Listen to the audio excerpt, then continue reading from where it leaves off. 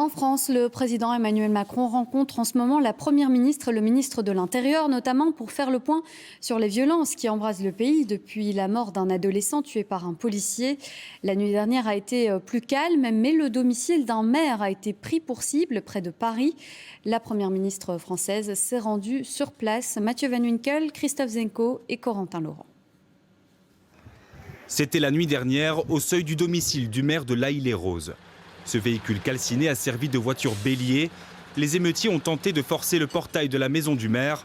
Par chance, la voiture a été arrêtée par un muret à quelques mètres de la véranda du domicile. Aujourd'hui, le maire Vincent Jeanbrun reçoit le soutien de ses habitants. Tenez bon, monsieur le maire, on est avec vous. Ah oui, on est avec vous. Bonjour. Le maire était absent au moment des faits, mais son épouse s'est blessée en tentant de fuir les émeutiers accompagnés de ses enfants.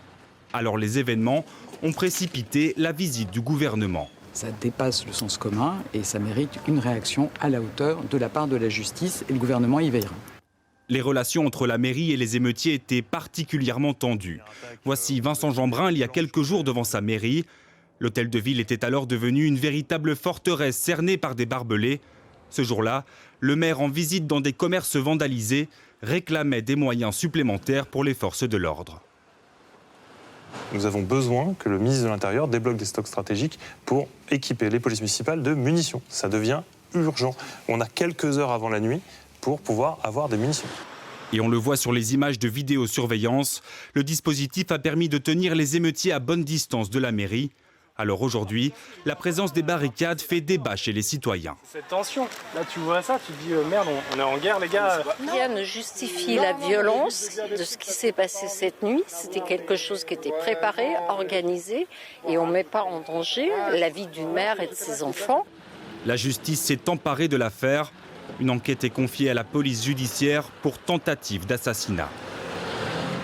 Et on rejoint tout de suite Mathieu Van Winkel en direct. Mathieu, cet événement éclipse un petit peu le fait que les violences ont baissé en intensité la nuit dernière. Oui, c'est tout à fait ça. Les violences avaient tendance à diminuer. Et puis ce qui s'est passé ici à L'Haÿ-les-Roses, eh bien, ça a provoqué beaucoup d'émotions. Regardez tout simplement derrière moi. D'habitude, ici, les gens viennent chercher leurs documents d'identité, leurs papiers à l'administration. Et là, ce sont des barrières qui les accueillent et des barbelés. Les habitants, vous l'avez entendu, ne comprennent pas, mais surtout, ils ne reconnaissent pas leur commune. Ils nous disent, d'habitude ici c'est très calme. Alors oui, on a des problèmes. Oui, il y a des problèmes d'inégalité parfois, mais rien, pas de quoi provoquer, justifier de telles violences. Alors les appels au calme viennent de partout. On s'est promené, même dans les cités cet après-midi, tout le monde nous disait, mais maintenant il faut que ça s'arrête, il faut que ça se calme. Et un appel au calme qui pourrait être entendu ce soir, c'est celui qui vient de la grand-mère du jeune Naël, le jeune Naël qui a été donc tué lors de ce contrôle à Nanterre. Cette grand-mère qui dit maintenant les violences doivent s'arrêter. De leur côté, les autorités ont promis un nouveau déploiement de forces policières ce soir. La stratégie restera la même dans les grandes villes. On empêche les gens de se rassembler. On agit avant que les violences ne se produisent. Merci Mathieu pour ces dernières précisions en direct. Et puis les violences de ces derniers jours, on l'a dit, elles ont commencé après la mort d'un adolescent tué par un policier, un tir à bout portant lors d'un contrôle routier. La violence de cet événement a embrasé la France, mais elle a surtout cristallisé des tensions qui existaient déjà. Une colère latente dans les quartiers les plus pauvres. Les explications avec Mathieu Van Winkel et Éric Destiné. Nanterre, dans la banlieue de Paris. C'est ici que le jeune Naël a été abattu mardi par un policier lors d'un contrôle routier. Depuis lors, la commune a été le théâtre de violences importantes. Fayez a vécu dans une des cités de Nanterre. Il connaît l'état de la situation dans certains quartiers. Naël, on va dire, c'est juste l'élément déclencheur de tout ça. C'est plus un ras-le-bol général social. Le fait que les jeunes sont désœuvrés, la plupart, ils n'ont pas de travail. En vrai, on n'est même pas surpris de la haine qui se passe là.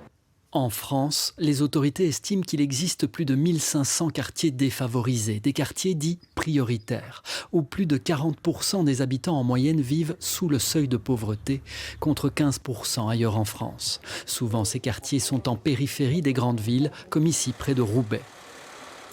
Aujourd'hui, il y a quoi pour les jeunes ? Dites-moi, les jeunes là-bas, là on ne voit pas, mais les jeunes sont là derrière. Mais qu'est-ce qu'ils ont les jeunes actuellement? On n'a rien. Voilà. Selon une enquête de l'autorité française qui veille au respect des droits par les administrations de l'État, un jeune homme perçu comme noir ou arabe a une probabilité 20 fois plus élevée d'être contrôlé en France que l'ensemble de la population. Il y a des jeunes qui sont contrôlés des dizaines de fois par jour dans un quartier populaire.